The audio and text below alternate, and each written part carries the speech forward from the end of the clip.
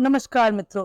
अभी तक हमने पुरानी वीडियोस में यह सुना कि राम जन्म के कौन कौन से 5 कारण हैं, जिसमें कि रावण को जब वरदान मिला तब वह उसने चारों तरफ कैसा आतंक मचाया, जिससे परेशान होकर अगस्त्य मुनि ने उसे श्राप भी दिया। अत्याचार से परेशान होकर पृथ्वी माता जब सारे देवताओं सहित प्रभु श्रीहरि के पास पहुंची है, तब श्रीहरि ने भी आने के लिए हामी भर दी और स्वीकार करते हुए कहा कि अब हमारा अवतार लेने का समय आ चुका है। तभी पृथ्वी पर राजा मनु ने जब वरदान मांगा था, तब उनको ये वरदान दिया था प्रभु ने कि मैं आपके घर पुत्र के रूप में जन्म लूंगा। तो वही मनु जी इक्ष्वाकु वंश में रघुकुल में राजा अज के पुत्र दशरथ के रूप में प्रकट हुए और उनका विवाह दक्षिण कौशल यानी कि छत्तीसगढ़ की राजकुमारी कौशल्या से विवाह हुआ। किंतु जब कई वर्षों तक उनके कोई पुत्र या पुत्री नहीं हुआ, तब कौशल्या जी के बहुत अनुनय विनय करने पर राजा दशरथ ने दूसरा विवाह सौमित्र देश की राजकुमारी गुणावती से किया। क्योंकि गुणावती जी सौमित्र देश की राजकुमारी थी, इसलिए उनका नाम सुमित्रा पड़ा। तब उनके एक कन्या ने जन्म लिया, जिसके बारे में शांता हमने पहले भी आपको बताया है। उनको बालपन से ही राजा रोमपाद को दशरथ जी ने दान दे दिया था और बाद में उनके भी कोई पुत्र नहीं हुआ। तब दोबारा अन्य विनय करने पर उन्होंने कैकैया देश की राजकुमारी रूपमालिनी जी से विवाह किया। रूपमालिनी जी को ही, क्योंकि वो कैकैया देश की राजकुमारी हैं, कैकई का नाम दिया गया। पहले सभी राजकुमारियों को उनके देशों के नाम से नाम दिए जाते थे। राजा वृद्धावस्था में प्रवेश करने लगे थे। 60,000 वर्ष की उनकी उम्र हो चुकी थी, लेकिन उनके यहाँ अभी तक भी कोई भी पुत्र या पुत्री ने जन्म नहीं लिया था। क्योंकि राजा अपनी प्रजा को ही अपना पुत्र पुत्री समझते थे, इसलिए उन्होंने इस तरफ ध्यान भी नहीं दिया।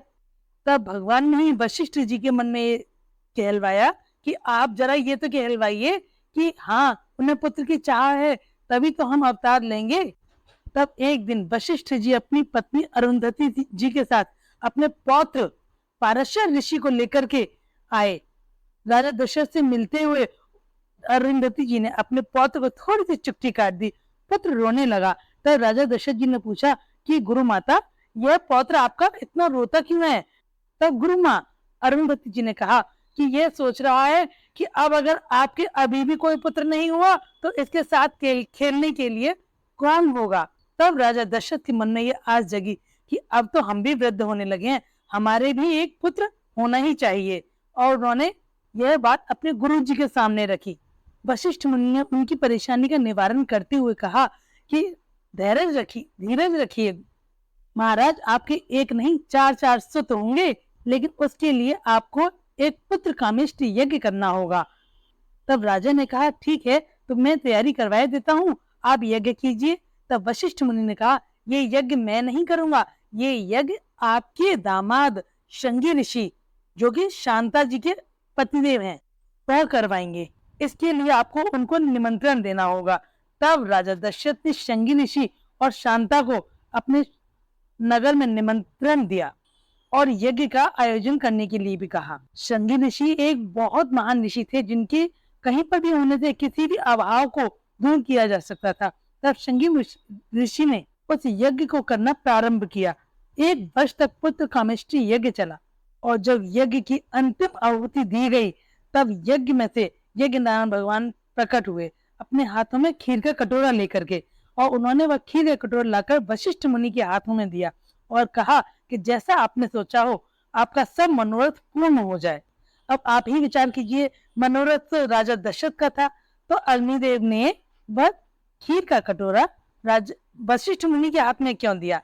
क्योंकि अग्निदेव ने सोचा कि राजा दशरथ अगर अपने लिए पुत्र चाहेंगे तो वह चाहेंगे कि वह केवल उनका और उनकी प्रजा का भला करे, लेकिन अगर गुरुदेव ये चाहेंगे कि पुत्र हो तो वह चाहेंगे कि पूरे समाज का कल्याण हो, ऐसा पुत्र हो। इसलिए उन्होंने गुरुदेव के हाथ में खीर का कटोरा थमा दिया। गुरुदेव ने उस खीर के कटोरे को राजा दशरथ को दिया। राजा दशरथ ने उसको प्रसारित करते हुए पहले आधा हिस्सा रानी कौशल्या को दिया और आधा हिस्सा 2 भागों में बांटते हुए चौथाई हिस्सा रानी सुमित्रा को और उसका चौथाई हिस्सा रानी कैकई को दिया। लेकिन ये क्या, जैसे ही रानी सुमित्रा अपने खीर को पाने लगी थी, एक चील उड़ते हुए आई और उस दोने को उठाकर ले गई। रानी सुमित्रा रोने लगी, लेकिन तभी रानी कौशल्या ने और रानी कैकेयी ने अपने अपनी खीर में से थोड़ा थोड़ा भाग अपनी बहन सुमित्रा को दिया। तब सुमित्रा जी प्रसन्न हुई। इस तरह यहाँ तो खीर का वितरण हो गया, लेकिन वह दोना कौन ले गया? चील लेके गई थी। और कहाँ जाके उसने छोड़ा? जहां अंजना माता पर्वत पर खड़े होकर तपस्या कर रही थी एक बलशाली पुत्र को पाने के लिए। उसकी चोंच से जैसे ही खीर का दाना छूटा तो पवन जी ने कहा कि अंजना तुरंत इस प्रसाद को ग्रहण करो। अंजना माता ने पूछा, ये कैसा प्रसाद है? तब पवन देव ने कहा कि यह वह प्रसाद है जिसके निमित्त भगवान जी जन्म लेंगे, प्रभु श्रीहरि धरती पर जन्म लेंगे। अगर आपने इसे ले लिया तो आपके भी ऐसा ही बलशाली पुत्र प्राप्त होगा। तब अंजना माता ने उस प्रसाद को ग्रहण किया और उनके वहां जन्म लिया हनुमान जी ने। बोलिए संकट मोचन हनुमान की जय। इस प्रकार जब तीनों रानियां गर्भवती हो गईं, 10 महीने 11 महीने बीत गए। 12वें महीने में भगवान ने अपने तीनों भाइयों के साथ जन्म लेने का विचार किया।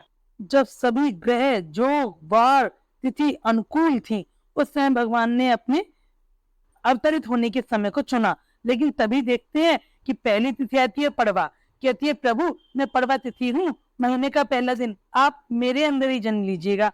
लेकिन भगवान ने कहा ठीक है देखेंगे। दूज आती है, दूज कहती है भैया दूज के दिन में मनाई जाती है, प्रभु आप मेरे तिथि में ही जन्म लीजिए। तब भगवान ने कुछ नहीं कहा। तीज आई, बोली हरियाली तीजें भी तीज नहीं मनाई जाती है, प्रभु आप तीज में जन्म लीजिए। फिर चौथ आई, चौथ ने कहा गणेश चतुर्थी चौथ में ही मनाई जाती है, आप चौथ की तिथि में जन्म लीजिए। पंचमी बोली भैया पांचवी भी पंचमी को ही होती है, प्रभु आप पंचमी तिथि में लीजिए। षष्ठी बोली कि छठी मैया को तो आप जानते हैं कितनी होती हैं, बच्चों की छठी पूजी जाती है, कात्यायनी मैया का दिन होता है, आप छठी में ही जन्म लीजिए। तब सातवीं आई, सातवीं ने कहा कि 7 का तो कितना शुभ दिन होता है, आप 7वीं तिथि में ही जन्म लीजिए। लेकिन भगवान ने तब भी गौर नहीं किया। अष्टमी आई, बोली ये तो नव दुर्गा का दिन है, इसमें तो महाकाली का जन्म होता है, अष्टमी माता का जन्म होता है, अष्टमी तिथि को ही आप जन्म लीजिएगा। फिर जब नौमी आई तो हाथ जोड़ के खड़ी हो गई। भगवान ने कहा आप भी अपना गुण कहिए। उन्होंने कहा मेरे अंदर कोई गुण नहीं है प्रभु, मैं तो सिर्फ आपकी शरणागत हूँ। तब भगवान ने चुना कि जो पहले से ही भरे हुए हैं मैं उनको क्या करूंगा लेकर के, लेकिन क्योंकि तुम पूरी शरणागत होकर के मेरे आई हो, समर्पित होकर के, तो अब मैंने चुन लिया है मैं नौमी को ही जन्म लूंगा। और तब चैत मास की शुक्ल पक्ष की नौमी तिथि को भगवान ने जन्म लेने के लिए विचार किया।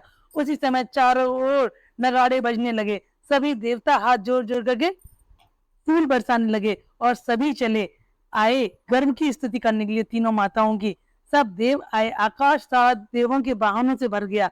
आए और उन्होंने स्तुति की, सब देव चले महादेव चले। और सभी देव प्रसन्न होते हुए विचार करने लगे कि अब रावण के आतंक से हमें छुटकारा मिल जाएगा, और गर्भ स्तुति करके वापस अपने अपने स्थान को चल दिए। राम जन्म का शुभ समय आने वाला है। बाकी कथा सुनेंगे हम कल। हमसे इसी प्रकार जुड़े रहने के लिए, कथा सुनने के लिए लाइक एंड सब्सक्राइब जरूर करें। जय श्री राम।